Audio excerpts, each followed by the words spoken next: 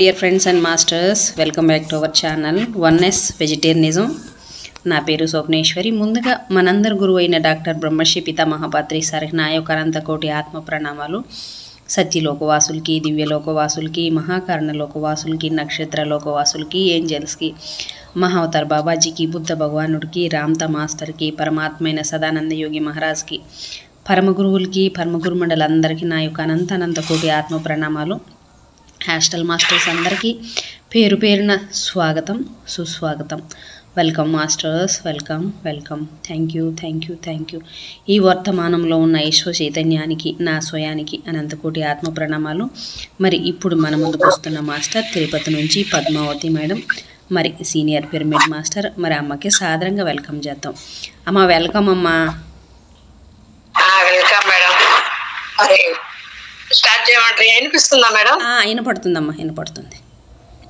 మరి జగద్గురు అయిన బ్రహ్మర్షి పత్రిజీ గారికి చెట్టకోతి వందనాలు తెలియజేస్తూ, మరి ప్రతిరోజు ధ్యానం అందిస్తున్న తటపత్రి వీరరాజులు దంపతులకు అనంతకోటి వందనాలు తెలియజేస్తూ, ఈ జూమ్ సెషన్ లో ఉండే మాస్టర్లు అందరికీ నా ధన్యవాదాలు తెలియజేస్తూ, మానస మేడానికి నాకు ఈ అవకాశం ఇచ్చిన ధన్యవాదాలు తెలియజేస్తూ, మా ఊరు తిరుపతి, నా పేరు పద్మావతి. నేను ఈ రోజు చెప్పదలుచుకున్నది మరో జన్మలో మానవుడు అంటే అని ఆ టాపిక్ చెప్పాలనుకున్నాను. మరి మానవుడు అంటే శరీరము, మనస్సు, ఆత్మ ఈ మూడు కలిస్తేనే మానవుడు అంటారు. అంటే శరీరము, మనస్సు, ఆత్మ ఈ మూడు కలిస్తేనే మానవుడు అంటారు. శరీరం తల్లిదండ్రుల నుంచి వస్తుంది. ఈ శరీరం పంచభూతాల నుంచి ఏర్పడుతుంది. పంచభూతాలంటే ఈ 5 కర్మేంద్రియాలు, 5 జ్ఞానేంద్రియాలు ఉన్నాయి. అంటే ఏంటి అంటే తెలుసుకున్నాము. కర్మేంద్రియాలు, జ్ఞానేంద్రియాలు అంటే 5 25 తత్వాలతో ఈ పంచభూతాలు, 26 తత్వం జ్ఞానం, 26 తత్వాలతో ఈ పంచభౌతికం మానవుడు ఏర్పడుతుంది. అంటే ఆకాశము, వాయువు, అగ్ని, జలము, పృథ్వీ. అంటే ఆకాశం అనేది ఏమి? జ్ఞానము, మనసు, బుద్ధి, చిత్తము, అహంకారం. అంటే ఆ 5 ఆకాశం అంటే అంతరేంద్రియాలు అంటారు. అది ఆకాశంలో పుడతారు. మరి వాయువు సమాన, యాన, ఉదాన, ప్రాణ, అపాన ఇది పంచ ప్రాణేంద్రియాలు అంటారు. ఇది గాలిలో పుడతాయి. మరి స్తోత్రం అంటే ఇది జ్ఞానేంద్రియాలు అజ్ఞానంలో పుడతాయి. స్తోత్రము తక్కువ, చెచ్చువు, జిహ, గమనం. స్తోత్రం అంటే చెవు, తక్కువ అంటే చర్మము, చెచ్చు అంటే కన్ను, జిహ అంటే నాలుక, మరి గమనం అంటే ముక్కు.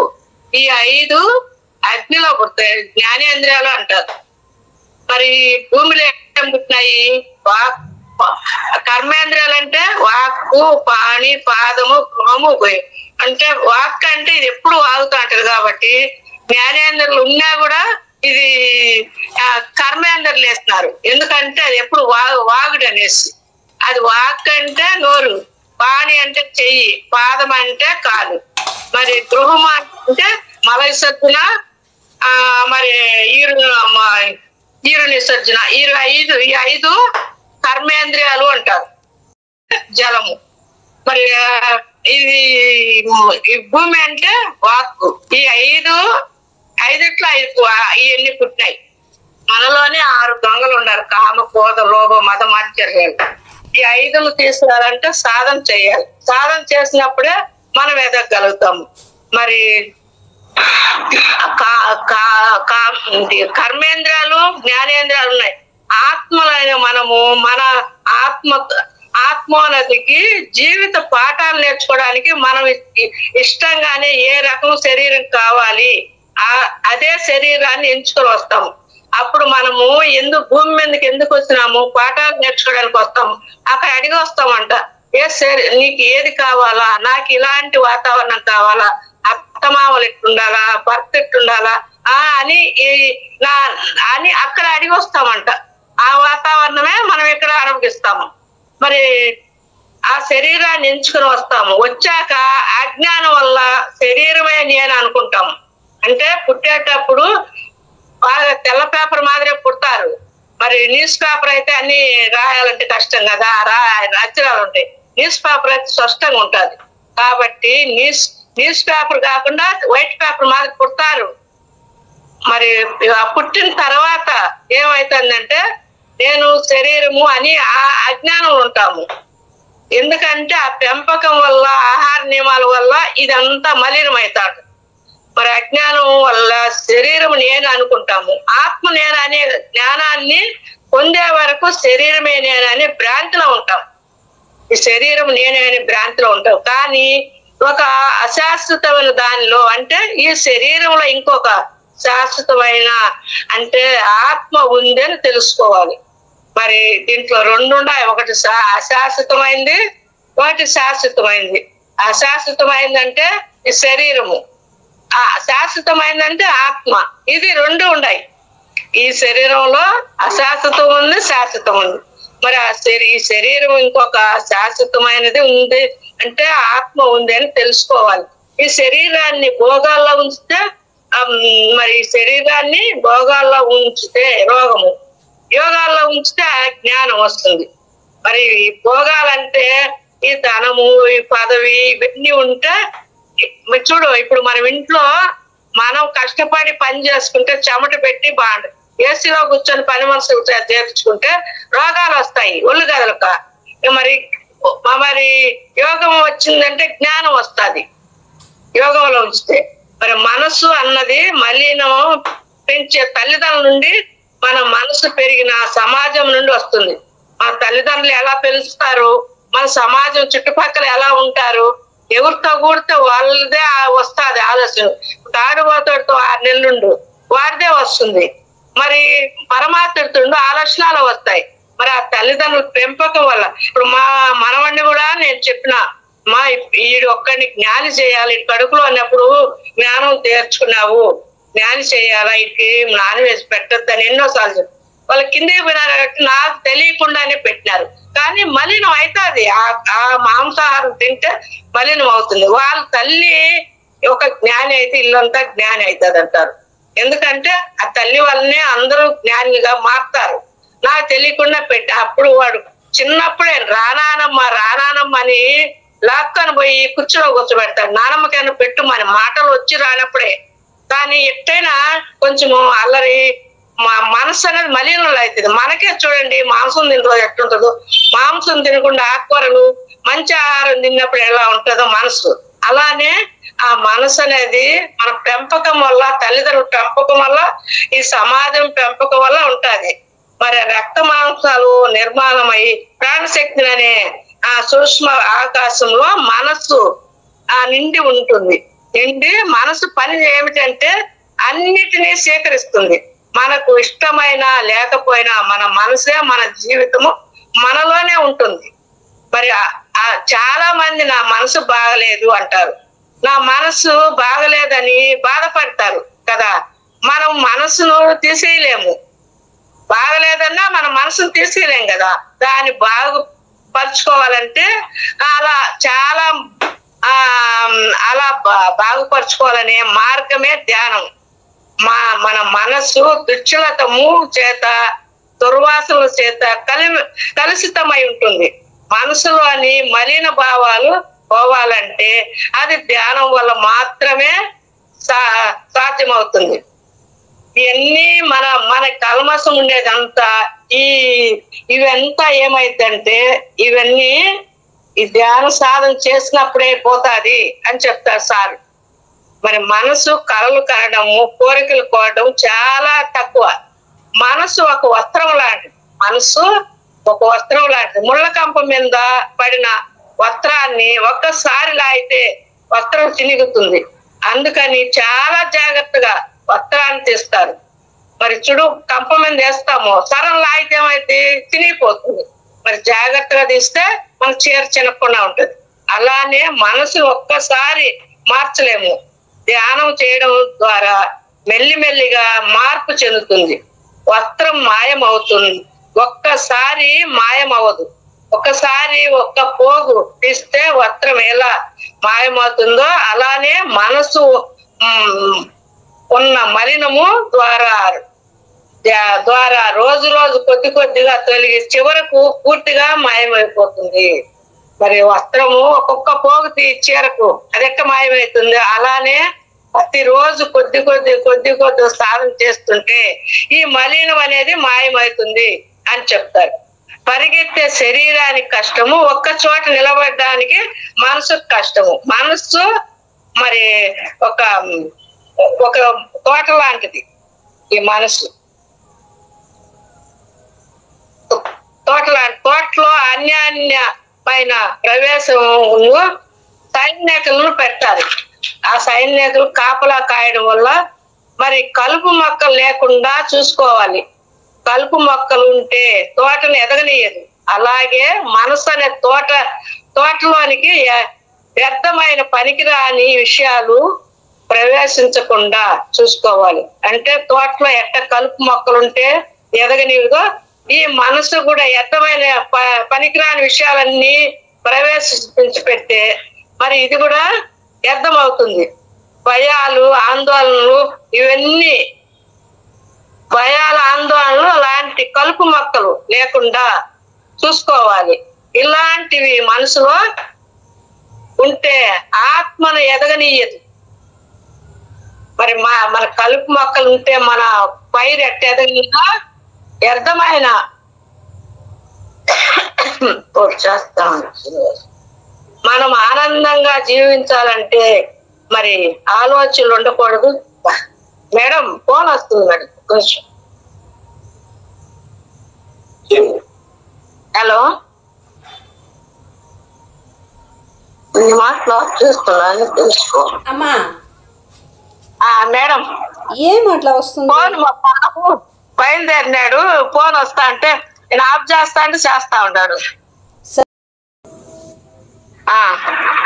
ఆత్మ వైపుకు తిప్పిన మనసు అన్నిటినీ నుంచి విడుదలవుతుంది. బురదలో ఉన్న కమలము బురదను అంటించుకోదు. ఎలా ఉంటుందో ఆత్మ పైకి తిప్పిన మనసు అన్నిట్లోనూ ఉన్న ఎన్ని కర్మలు చేస్తున్నా ఏమి అంటించుకోదు. నిశ్చలమైన నీటిలో అడుగు భాగము సైతం కనిపిస్తుంది. అలాగే ధ్యానం ద్వారా మనసును నిశ్చలం చేసుకోగలిగితే ఆత్మను తెలుసుకోగలము. మనిషిపై పెత్తనం చేస్తున్నంతసేపు ఆత్మ బయటపడదు. మనసు పెత్తనము బాహ్య విషయాల మీద అభిరుచి కలిగి ఉంటే, దుర్వాసనలు ఉంటే, చెడు ఆలోచనలు చేస్తుంటే బాహ్య విషయాల నుండి ఆలోచనలు అంతర్ముఖానికి మళ్ళిస్తాయి. మనస్సుకు ప్రశాంతం కలగకుండా అటువంటి మనస్సు వల్ల మెల్లగా పరమాత్మ దర్శనము అంటే బ్రహ్మ సాక్షాత్కారం కలుగుతుంది. దీనివల్ల జనన మరణాల నుండి విముక్తి కలుగుతుంది. వివేక చూడమనిలో శంకరాచార్యుల వారు చెప్పడం జరిగింది. శుద్ధ మనస్సు కల్పవృక్షంగా మారుతుంది. పరిశుద్ధమైన మనసు ఏనాటికి పరమాత్మ దర్శనం కానీక పరజీవనగానే ఉంటుంది. అందుకే ధ్యానం ద్వారా మనస్సును అంతర్ముఖం చేస్తుంది. అందుకనే మరి ఆ శ్రీకృష్ణ పరమాత్ముడు ఏం చెప్తాడు? అహమాత్మ గుడాకేశ సర్వభూతాశయస్థిత అహం ఆదిత్య మత్యంచ భూతానాం ఏవచ అని ఆ పరమాత్మని తాత్పర్యం చెప్తాడు. దీంట్లో అర్థం ఏంటంటే, ఓ అర్జున, సర్వ ప్రాణుల స్థితమై ఉన్న ఆత్మను నేనే, మరియు ప్రాణుల యొక్క ఆది మధ్యాంతరం నేనే అయ్యున్నాను. అంటే సర్వ ప్రాణుల్లో నేనే అయ్యున్నాను, మరి ఆది మధ్యాంతరం కూడా నేనే అయ్యున్నాను. అందుచేత ఎవరైనా సరే ఇతర చింతలు లేకుండా ఆత్మను నమ్ముకొని ఆత్మనే ధ్యానిస్తూ ఆత్మ యందు నిష్ట కలిగి ఉన్నప్పుడు వారి యొక్క యోగక్షేమాలు తానే చూసుకుంటానని భగవానుడు చెప్పడం జరిగింది. ముఖ్యంగా లోకములో ఆత్మను ఆశ్రయించే ధ్యానించే మార్గమే తేలికైన చాలా మంది బొమ్మనే ఆశ్రయిస్తారు. అందుచేత ఎంత కాలం ఎంత నిష్ఠతో ఆరాధనలు చేసినా సరైన ఫలితం పొందలేకపోతున్నారు. కానీ బ్రహ్మ ఋషి పత్రిజీ ఆత్మను ఆశ్రయించే సులువైన మార్గం బోధించినాడు. ఆ మార్గమే శ్వాస మీద ధ్యాస. ధ్యానం ద్వారా ఎవరైనా సరే అంతర్ముఖములై నెమ్మదిగా ఆలోచనలు శూన్యం చేసుకొని మరి ధ్యానం చేస్తే అంతర్ముఖమై ఆ స్థితి చేరుకుంటారు. ఆత్మ మీద దృష్టి ఉంచగలుగుతారు. ఆ స్థితిలోనే ఏ రకమైన ఆలోచనలు ఉండవు, అంటే ఇతర చింతలు ఉండవు. జీవులలో శరీరాల్లో పెట్టబడింది. శరీరానికి చైతన్యం కలిగించేది ఆత్మకు చావు పుట్టుకలు లేవు. మరి చూడు, మరి సూక్ష్మాతి సూక్ష్మం వడ్ల గింజంత మొనంత, అంటే అణువు కన్నా చిన్నది. మన పొడ్డుకు జానడెత్తు పైన ఆ కంఠానికి బెత్తి కింద మరి ఆత్మ, మన ఆత్మలోనే ఆ భగవంతుడు సాక్షాత్తుగా శ్రీమన్నారాయణుడు ఉన్నాడు అని చెప్తా అన్నాడు.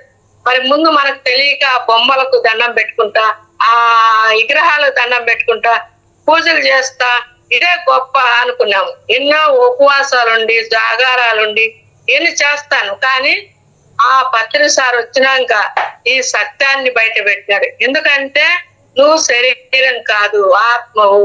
మరి ఆ తటపత్రి వీర్రావులు ఇంత కోట్ల తులతూగుతున్నా మరి ఆయన దగ్గర ఆయన తెలుస్తుంది. ఎవరైతే ధ్యానం చేసి శరీరం వదులుతారో అప్పుడు ఈయన యోగులు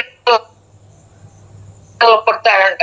అప్పుడు ఆయన వాళ్ళకి తెలుస్తుంది ఎవరైతే చేయగలుగుతారు అని. అప్పుడు భీమారం పోయి ఇది కాదయ్యా అనేది, నువ్వు శరీరం కాదు, నువ్వు ఆత్మ అని చెప్పినారంట. అందుకని ఇది ఇంత కోట్ల తులతూగితే ఇది నీది కాదంటుండని ఆయన ఆశ్చర్యపోయినాడంట. అప్పుడు ఆయనతో కూడా తిరిగి చిన్నగా నేర్చుకున్న తర్వాత ఈ రుచి తెలిసిన తర్వాత ఇప్పుడు ఒక్క నిమిషం కూడా ఎక్కడంటే అక్కడ, ఇప్పుడు కడపలో చెప్తా అన్నాడు, ఇప్పుడు తమిళ్లో చెప్తా అన్నాడు, మరి హిందీలో చెప్తాండు, ఇంగ్లీష్ లో చెప్తాండు.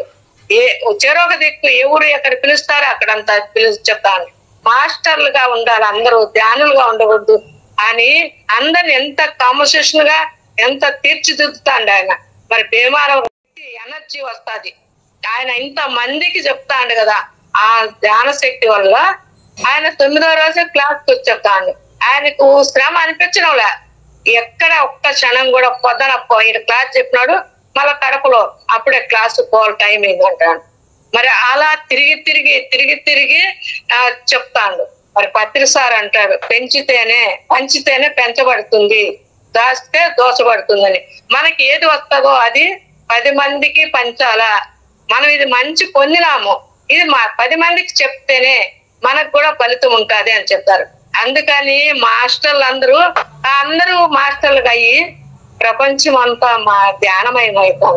అలా ఈ నిన్న కూడా సార్ ఏమంటుండంటే, ఇది తెల్లవారుజామున 4 గంటలకు సామాన్యమైన పని కాదు, అందరికి అబ్బదు. ఇది 350 జన్మాలు ఎత్తిన వాళ్ళకే ఇది అబ్బుతుంది అని చెప్తాడు. ఎందుకంటే ఆ సమయంలో నిద్ర మబ్బు కదా, అందరు లేలేరు. కానీ నాకు 2 నుంచే మెలకు వస్తుంది, పండుకునేదాం 10కి. కానీ ఆ బద్ధకం లేకుండా మనం ఎప్పుడైతే లేచి సాధన చేస్తామో అప్పుడు మనం ఎదగలుగుతామని ఆయన సార్ చెప్తానే ఉంటాడు ప్రతిరోజు. ఆ బద్ధకం ఉండకూడదు. దీని మీద ఎప్పుడైతే ఈ ప్రాపంచం మీద తగ్గించుకోవాలి, ఆత్మ మీద పెంచుకోవాలి. ఈ ప్రాపంచ సుఖాలు చూస్తే పొందేది అల్ప సుఖము, అనంత దుఃఖము. మరి ఆత్మ మీద ఆ మమకారం చూపిస్తే అనంతమైన ఆనందం పొందుతాము అని సారు ప్రతిరోజు చెప్తానే ఉంటాడు. మీరు ధ్యానులు కాకుండా మాస్టర్లు కావాలి అనేసి. మరి ధ్యాన సాధన అవసరమే. మామూలు కళ్ళతో చూడగలిగేది పరిమితము, ధ్యాన నేత్రంతో చూడగలిగేది అపరిమితం. దానికి ధ్యాన సాధనే తీవ్రంగా కావాలి. 3వ నేత్రం తెరుచుకోవాలి. అలా 3వ నేత్రం తెరుచుకున్న ప్రతివాడు భగవంతుడు అవుతాడు. 3వ నేత్రము తెరుచుకున్నాడు ప్రతివాడు భగవంతుడు అవుతాడని చెప్తారు. మరి 3వ నేత్రం అంటే మనం సాధన చేసి ఈ జన్మలోనే పొందాలి. మనం ఎందుకు వచ్చినాము? మనం పాఠాలు నేర్చుకోవడానికి వచ్చినాం భూమి మీద. పాఠాలు నేర్చుకున్నాక మరి మన గమ్యం చేరాలి కదా. మన గమ్యం ఏంది? సత్యలోకం. మన లక్ష్యం పూర్ణాత్మ. మనం ఈ 2 సాధించుకొని మనం గమ్యానికి చేరాలి. అందుకనే ఈ జన్మలోనే పొందవచ్చు అని సార్ ప్రతిరోజు చెప్తానే ఉంటాడు. ఈ జన్మలోనే తీవ్రంగా సాధన చేస్తే ఈ జన్మలోనే పొందవచ్చు. 350 జన్మాలు ఉన్న వాళ్ళకే ఇది పొందాలా, ఇది సాధించాలా, ఈ రుచి తెలుస్తుంది. మిగతా తమో గుణము రజోగుణము ఉండే వాళ్ళకు బద్ధకము, రజోగుణం ఉంటే ఆడంబరాలు, గర్వము, వాడికి ఇది ఉంటుంది, నాకేమి తక్కువ అనేసి గర్వం ఉంటుంది, మరి డంబాలు ఉంటాయి. మరి తమో గుణం వాడికి బద్ధకము, నిద్ర ఉంటుంది. మరి సప్తగుణం ఉన్నవాడికి మూడో వాడికి ఏమైంది, ఇది సాధన చేస్తే బాగుంటది అని అంటాడు. మన మనసు చంచలమైంది, ఆ చంచలాన్ని నిశ్చలం చేసుకోవాలా. ఆ నిశ్చలం చేసుకోవాలంటే సాధన చేయాలి.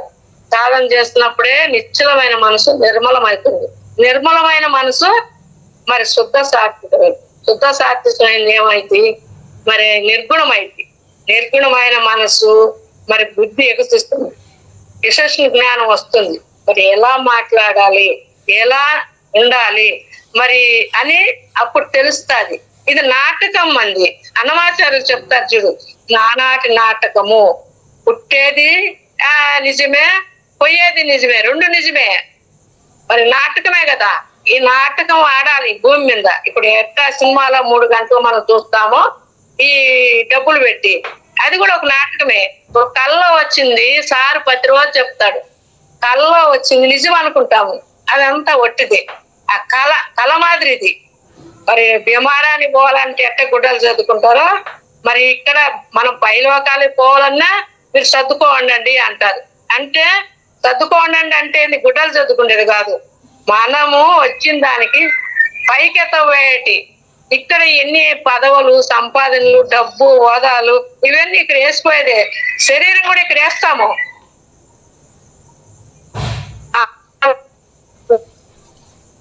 కర్మలు, ఈ జ్ఞానం సాధన చేసేది మనం సంపాదించుకొని మనమ్మటి వచ్చేది ఈ ధ్యాన సాధనే. మిగతా ఏ రావు. సాధన చేసి ఆ పరమాత్ముడి దగ్గర అయితే ఆ పరమాత్మ లక్షణాలు మనకు వస్తాయని ఆ సారి ప్రతిరోజు చెప్తాడు. మరి 3 పూట్ల ధ్యానం చేసి తెల్లవారుజామున బ్రహ్మముహూర్తంలో మరి 3 గంటలకైతే దైవ ముహూర్తం ఉంటుంది, 3 నుంచి 4 వరకు, 4 నుంచి 6 వరకు బ్రహ్మముహూర్తం. ఈ 2 ముహూర్తాల్లో చేస్తే ఎంతో పవిత్రం అంటారు. ఆయన సారు చెప్తానే ఉంటాడు ప్రతిరోజు.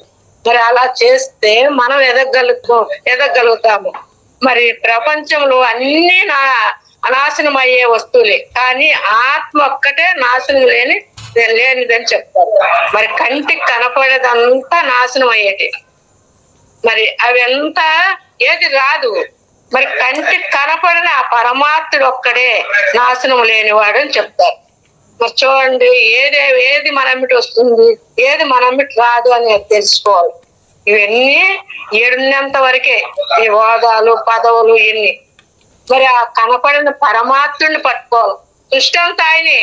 మరి ఆయన ఇచ్చిందే మనము పళ్ళు ఇస్తాము, పూలు ఇస్తాము, ఎంటికలు ఇస్తాము. కొండకపోతే ఏం మొక్కుంటారు, ఈ పనికిరాని జుట్టు ఇస్తామంటారు. ఆయనకి ఎందుకు? నేను భూమి మీదకి మానవ జన్మ వచ్చిన దానికి 84 లక్షల జీవరాశులు దాటుకొని భూమి మీదకి పాఠాలు నేర్చుకొని వస్తాము. ఎందుకు? మరి ముక్తి మార్గం సంపాదించుకోవాలా. నాకు ఎప్పుడైతే ముక్తి మార్గం వస్తుందని మొక్కము, నీకు ఎంటికలు ఇస్తాను, నాకు ఈ ఫలితమి అని, నీకు ఇది ఇస్తాను, నాకు అది అంటారు. ఎవరు ప్రతి ఒక్కరు ముక్తి మార్గం కావాలనే తక్కువ. అది అజ్ఞానంలో ఉండి. జ్ఞానంలో ఉండేవాళ్ళు నాకు ఈ జ్ఞానం కావాలి, ఏది వెనకెడుతు రాదు, ఉన్ని దాంట్లో తృప్తి పొందాడు ధన్యుడు అంట. ఎందుకంటే మనకి ఇది చాలు, మనం ఏమి చేసేలా. మనకు కావాల్సింది ఏంది? ఆత్మ సంబంధించింది. మరి ఆత్మజ్ఞానం సంబంధించిన పుస్తకాలు చదవాలా, స్వాధ్యాయం చేయాలా, సజ్జన సాంగత్యం చేయాలా. మరి ఇలాంటివన్నీ చేసి ఈ జ్ఞానం వచ్చింది మనకు 10 మందికి పంచాలా అని ఇది తెలుసుకోవాలా. తెలుసుకున్నప్పుడే మనం ఎదగలుగుతాము, ఎదిగినప్పుడే మనము సాధించగలుగుతాము. అన్ని నాశనం అయ్యేటే, అన్ని ప్రతి ఒక్కటి ఏది అయినా కూడా ఈ భూమి మీద నాశనం అయ్యే వస్తువే. ఆ కనపడిన పరమాత్ముడు ఒక్కడే నాశనం లేనివాడు అని చెప్తారు. ఆత్మ పరబ్రహ్మని తెలుసుకోవాలి. ప్రతి ఒక్కరు ఆత్మ గురించి ఈ 3 తెలుసుకోవాలి. మరి ఒకటి ఆత్మ శాశ్వతమైనది, రెండోది తానే ఆత్మ అని కానీ దేహము కాదని తెలుసుకోవాలి. ఆత్మ శాశ్వతమైనది, రెండోది తానే ఆత్మ కాని దేహం కాదని తెలుసుకోవాలి. మూడవది అన్ని జీవుల్లో అంటే జీవించి ఉన్న ప్రతి దానిలో ఒక ఆత్మ వ్యాపించి ఉన్నదని తెలుసుకోవాలి. మరి చూడండి, ఆత్మ శాశ్వతమైంది, నిత్యమైంది, సత్యమైంది, ఎల్లప్పుడు ఉండేది, మార్పు చెందనిది, మారనిది. మరి చూడండి, ఆ సత్యాన్ని పట్టుకుంటే మనకి ఏ ఇబ్బంది ఉండదు. సత్యం అంటే ఆత్మ, ఆత్మ అంటే పరబ్రహ్మ. మరి ఆ సత్యాన్ని పట్టుకోవాలి. మరి తానే ఆత్మే కానీ దేహం కాదు. అందరిలో ఆత్మ ఉన్నాడు, నీలా ఉన్నాడు, నాలా ఉన్నాడు. 84 లక్షల జీవరాశుల్లో ఆత్మ రూపంలో ఉన్నాడు అని ఆ పరబ్రహ్మ చెప్తా ఉన్నాడు. మరి ఎందుకు అందరిలో ఎర్రజీవంలో కూడా ఆత్మ ఉన్నాడు కానీ చలనం ఉంది. మరి ఆయన కూడా మరి నేను ఉన్నాను, అందరిలో ఉన్నాను అని చెప్తాడు. మరి ఆ పొట్టెల్లో ఉండే, మేకలో ఉండే అవన్నీ మనం కోసుకొని తింటాం. అజ్ఞానం ఉండే వాళ్ళు చెప్తే వినరు, ఎందుకంటే అది అలవాటు అయిపోయింది. అది లేదు, మేము ముక్కలేని ముద్ద పోదంటారు. చెప్పినా కూడా లెక్క చేయరు. అది ఎవరికైతే ఆ జ్ఞానం ఉంటుందో వాళ్ళు ఆలకిస్తారు. మరి అన్ని జీవుల్లో అంటే జీవించి ఉన్న ప్రతి జీవిలో ఒకే ఆత్మ వ్యాపించి ఉన్నదని తెలుసుకోవాలి. జీవించి ఉన్న ప్రతి దాంట్లో ఒకే ఆత్మ వ్యాపించి ఉన్నదని తెలుసుకోవాలి. తీవ్రమైన సాధన, ధ్యాన సాధన వల్ల మనలో మహాత్మైన ఆలోచనలు వచ్చినప్పుడు, అధర్మం ఏర్పడినప్పుడు, మనలో ఆలోచనలు పరిమితము దాటి ఆ బంధాలను తెలుసుకున్నప్పుడు మన చైతన్యం అంటే ఆత్మ అన్ని దశల్లో వ్యాపించి ఉన్నది. ఆత్మ అన్ని దశల్లో వ్యాపించి ఉన్నది, అందరిలో ఉన్నది. ఆ ఎర్రజీవలో కూడా ఆత్మ ఉంటేనే అది కదులుతుంది, లేకుంటే అది కదలదు. వ్యాపించి ఉన్నదని, నిద్రాణమై ఉన్నదని, ఆ శక్తులు ప్రతిభ జ్ఞానం ఒకేసారి మేల్కొల్పుతుంది. కాబట్టి మనము సాధన చేసి నమ్మకం ఉంచినప్పుడు ఈ సాధన వల్ల మాత్రమే నేను జ్ఞానం పొందగలను అనే అభిప్రాయానికి వచ్చి సాధనని ఎంతో ఇష్టంగా చేస్తాం. కానీ దాని మీద ఇష్టం పెంచుకుంటేనే కొద్ది సాధన చాలా ఎక్కువ చేయగలుగుతాము. పత్రిజీ చెప్పిన శ్వాస మీద ధ్యాస అనే సాధన గౌతమ్ బుద్ధుడు ఎన్నో రకాలుగా ధ్యానం చేసి ఆఖరికి ఇదే గొప్పదని అందరికి ఆనాపానసతి బోధించాడు. ధ్యానం అంటే మనసును శూన్యం చేయడం. మనస్సు శూన్యము అవ్వాలి అంటే శ్వాస మీద ధ్యాస పెట్టాలి. ఎందువలనంటే మిగతా సాధనలో మనసు పనిచేయదు, శ్వాస మీద ధ్యాస ఉన్నది. ఆ మనసును శూన్యములేకి తొందరగా తీసుకొని వెళ్తుంది. అందువల్ల మనం చేసే సాధన మీద మనకు నమ్మకం ఉండాలి అని పత్రి సార్ చెప్పారు. మేడం ఉండదా టైము? అమ్మా మీరు చెప్తానంటే చెప్పండి, లేదన్నా ఓకే అమ్మా. ఇంకొక 10 నిమిషాలు చెప్పేదా మేడం? చెప్పండి అమ్మా, చెప్పండి. శుద్ధంగా చేసే చాలా నైపుణ్యంగా ఉంటుంది. చదువుల్లో కూడా శ్రద్ధగా చదవండ్రా అంటారు. ఏ పని మొదలు పెట్టినా శ్రద్ధగా చేసి చాలా చక్కగా అవుతుంది. ఏ పనిలోనైనా ఆ శ్రద్ధగా అధికంగా ఉన్నప్పుడు మరి ఫలితం కలుగుతుంది. భగవద్గీతలో శ్రద్ధ అంటే 3 రకాలు ఉంటుంది అని చెప్పబడింది. అవి తామర, మరి ఆ శ్రద్ధలు ఏంటంటే రాజసము, సాత్వికము, మరి తామసిక, రాజసిక, సాత్వికం. తామసికం అంటే ఇది ఆ 3 రకాలు. మనము 3 ఉన్నాయి కదా మన గుణాలు, ఆ 3 అని చెప్తారు. ఆత్మజ్ఞానం కలగదు. అందువల్ల సాత్విక శుద్ధ సాత్వికానికి అవసరం కాబట్టి ప్రతి ఒక్కరు సాత్విక శ్రద్ధను ఆశ్రయించాలి. వారి వారి వారి ఆధ్యాత్మిక కార్యాలు చేయాలని చెప్పబడింది. మరి అభ్యాసానికి ఒక ఉదాహరణ, ఒక ఊర్లో ఒక గురువు ఉండేవాడు. ఆయన కొన్ని రోజులు ప్రచారానికి బయలుదేరారు. ఆయనకు ఒక ఊర్లో భోజనం ఏర్పాటు చేసింది. ఆ ఊర్లో ఎవరింట్లోనో ఏర్పాటు చేశారో ఆ ఇంటి ఇల్లాలు గురువు గారి శిశువునికి ఫోన్ చేసింది. గురువు గారు ఏమి కూరగాయలు తింటావని అడిగింది. దానికి ఆ శిశువుడు అన్ని రకాలు ఇష్టమే, కానీ కాకరకాయ తలకి అనగానే ఫోన్ కట్టయింది. ఎంత ప్రయత్నించినా లైన్ కుదరలేదు. ఆ ఇల్లాలు గురువు గారికి కాకరకాయ ఇష్టమేనని వంటలన్నీ కాకరకాయలతో చేస్తుందంట. కాకరకాయలు, కూరగాయలు పచ్చడి, మరి కాకరకాయ ఏంపుడు, కాకరకాయ పులుసు, ఇలా కాకరకాయలతో అన్ని రకాలు చేస్తుందంట. గురువు గారి భోజనానికి వచ్చి పాత్ర మీద మూత చూస్తే అన్ని రకాల కాకరకాయలతో చేసి వంట చేస్తుందంట. ఇంకా రెండో రకం లేదంట. అందువల్ల ఆయన ఏం చేస్తాడు, ఏమి లేక కాకరకాయ కూరతోనే తిన్నాడంట.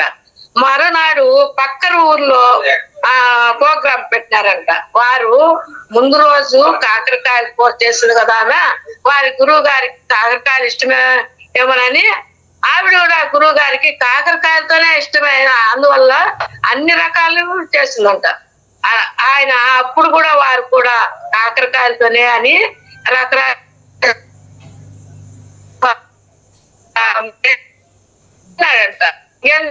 వారానికి ఒకసారి తినే తల్లికి ఆయనకు అలవాటు అయిపోయిందంట. ఎవరికి కాకరకాయకి ఇష్టమే అన్నట్టు. అలా ఏదైతే మనం చేస్తామో అదే అలవాటు అయింది. అదే సాధన కూడా ప్రతిరోజు చేస్తే అలవాటు అయిద్దని ఈ ఉదాహరణ చెప్పినారు. Thank you madam. Thank you అమ్మా. థ్యాంక్ యూ సో మచ్ అమ్మా. మీకు నా యొక్క హృదయపూర్వకమైన కృతజ్ఞతలు. మరొకసారి పరమగురు మండలి అంతటికీ నా యొక్క అనంత కోటి ఆత్మ ప్రణామాలు. Thank you so much. Thank you అమ్మా.